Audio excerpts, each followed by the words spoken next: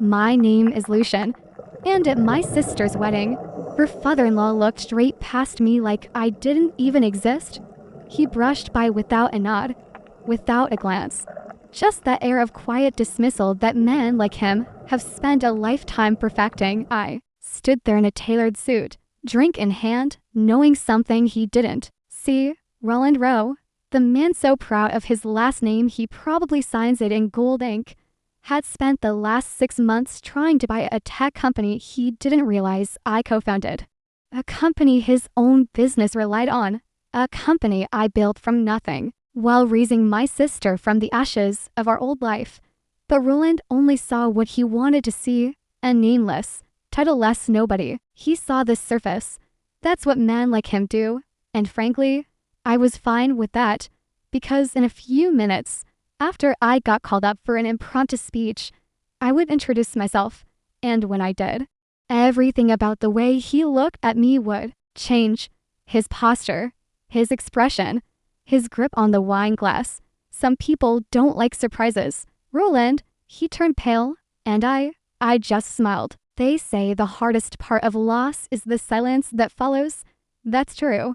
But no one tells you about the noise that comes before it. The ring of a phone at an hour it should never ring.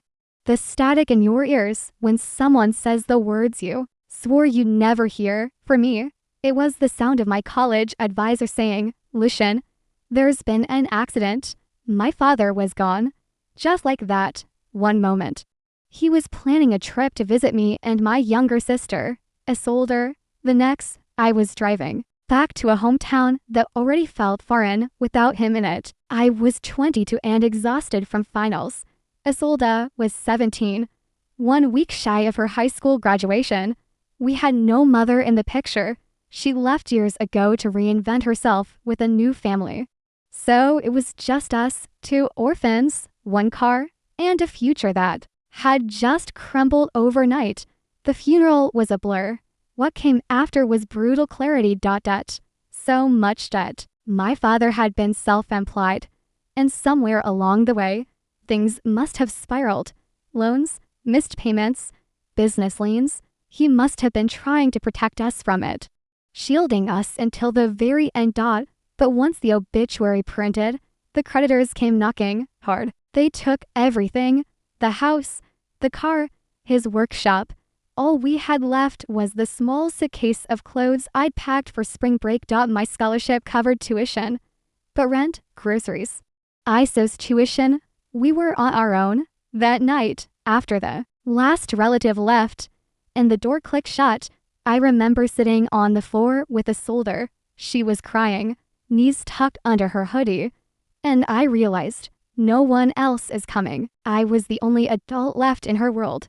So I made a decision. I would finish school, get a job, any job, and keep us above water.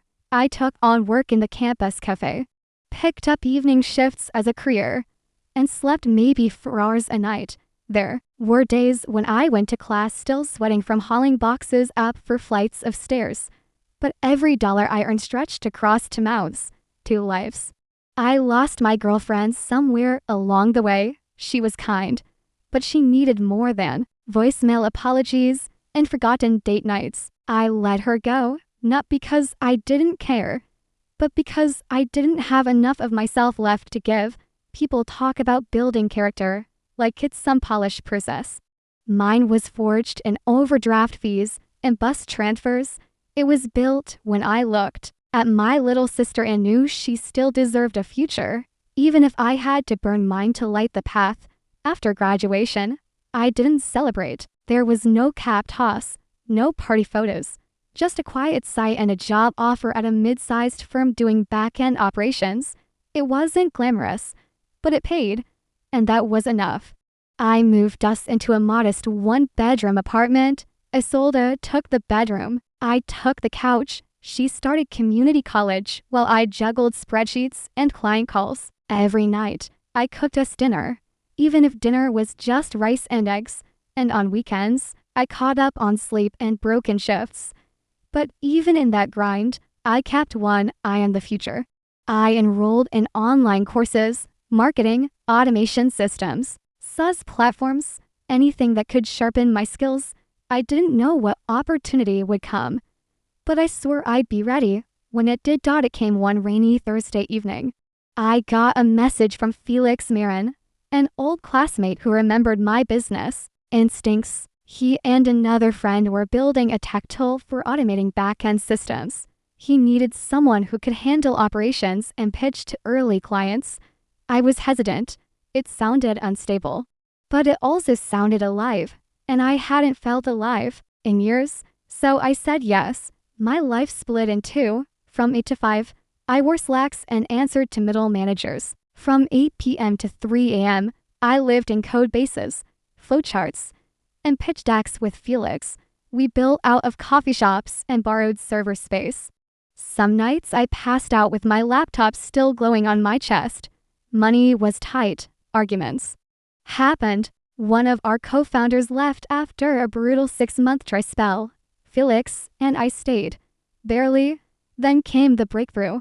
A corporate client piloted our tool and slashed their processing time by 45%. They told 3 others. Suddenly, we had demos booked, inboxes flooded, and feedback loops we barely had time to process.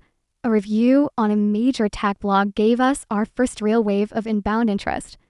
But even then, I didn't quit my day job. I'd learned too early how fragile stability could be. I saved every spare cent. I handled customer service tickets, invoicing, and system bugs in between lunch breaks and late nights. Felix became the public face. He networked, smiled at cameras, gave TEDx talks. I was the man behind the curtain.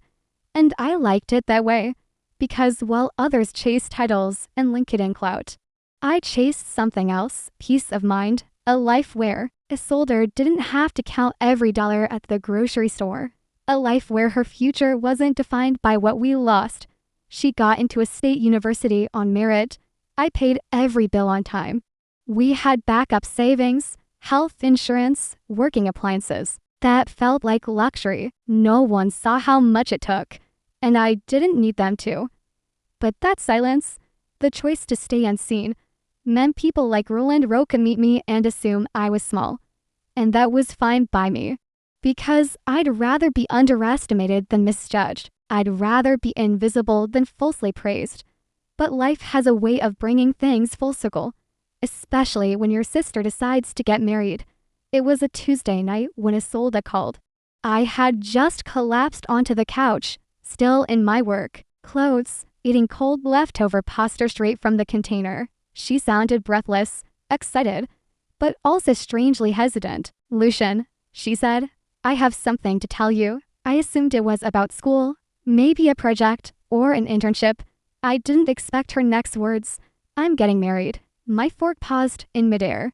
"You're what?" "To Damien," she said quickly, like ripping off a bandage. "We've been seeing each other seriously for a while now. But I didn't tell you because I didn't know how." I blinked. I'd met a Damien once in passing, but I'd never heard her mention anything serious. "Isolde, I'm married. That's huge." "Are you okay?" She laughed nervously. "I'm more than okay. I'm happy. I just needed to tell you before things moved further. He wants to meet you." That caught my attention. Anyone who wanted to marry my sister had better want to meet me. I was her brother, yes. But more than that, I was the one who stayed. I'd played every role in her life that mattered. Parent, tutor, emergency contact, friend. If someone wanted to step in now, I needed to look him in the eye and measure the shape of his soul. We arranged to meet that Friday. Just a casual dinner. Nothing formal. I offered to cook. I still remember opening the door and seeing Damien, standing there, flowers in one hand, a bottle of wine in the other, and a grin that tried a little too hard. Something about him felt familiar. We exchanged pleasantries, sat down, and talked. He was polite, well-spoken, clearly adored my sister. But there was something in his last name that tugged at me. "Rowe," I said aloud, turning it over in my head like a coin. "Any relation to Roland Rowe?" He paused for a fraction of a second too long. "He's my father." That's when it clicked. Roland Rowe was one of our biggest enterprise clients. Not just that, He'd been actively trying to acquire our platform for months. His emails always came laced with thinly veiled offers, the kind that suggested he thought he was doing us a favor by showing interest. He was a businessman through and through, sharp suits, sharper tone, and a reputation for crushing partnerships just to own the scraps. He was all over the industry blogs. He wasn't evil, just dismissive, transactional, and now, here I was, sitting across the table from his son. I kept my face neutral, my tone even. I didn't mention the company, didn't bring up business at all. This was about Isolde. If Damien was decent, I'd find a way to make peace with the rest. Later that night, Isolde pulled me aside in the kitchen. You went quiet for a while there. Everything okay?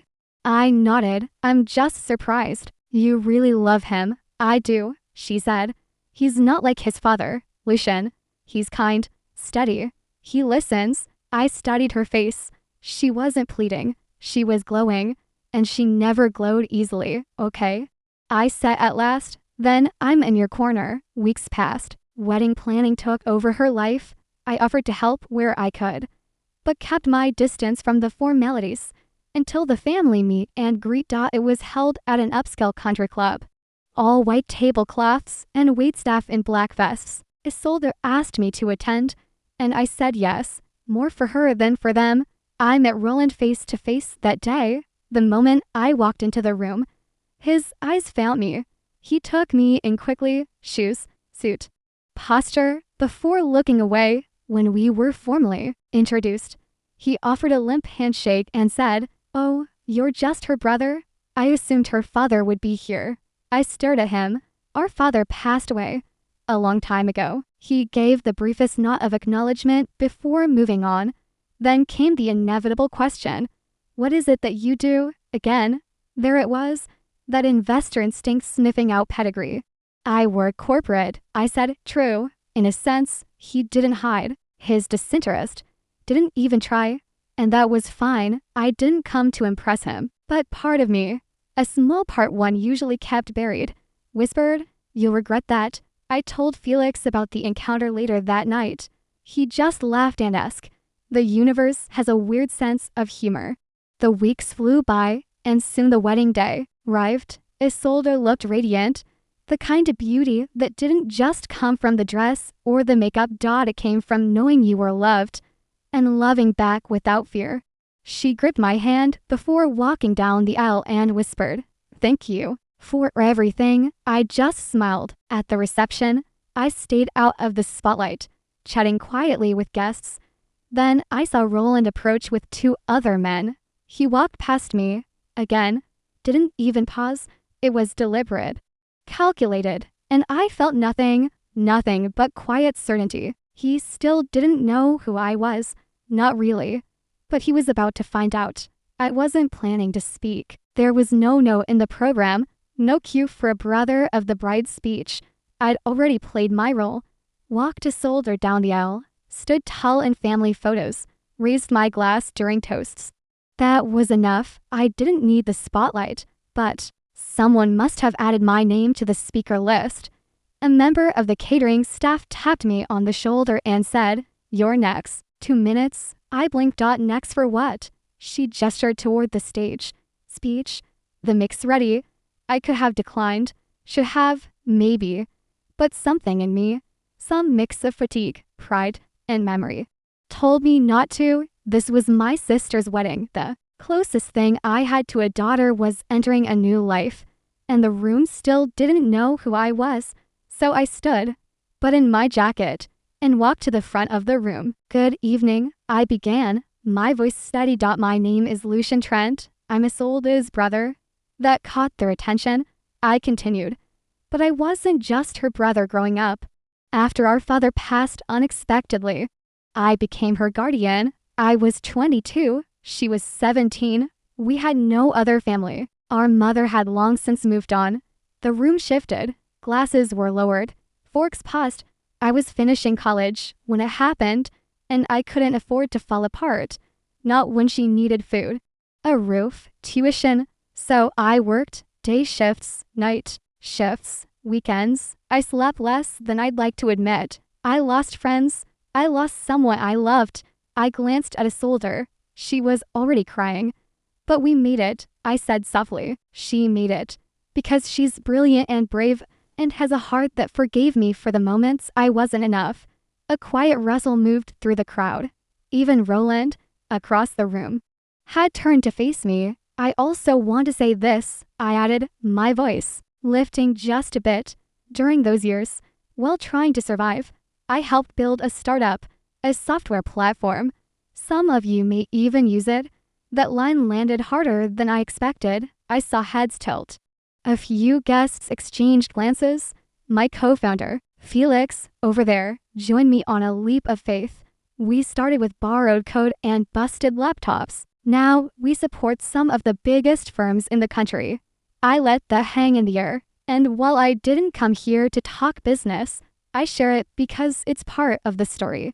The same story that led me to this room, this day, this moment. I turned toward Isolde and Damien. I'm proud of you, both of you. You found something rare, trust, partnership, joy, and I'm honored to stand here and say, you're ready.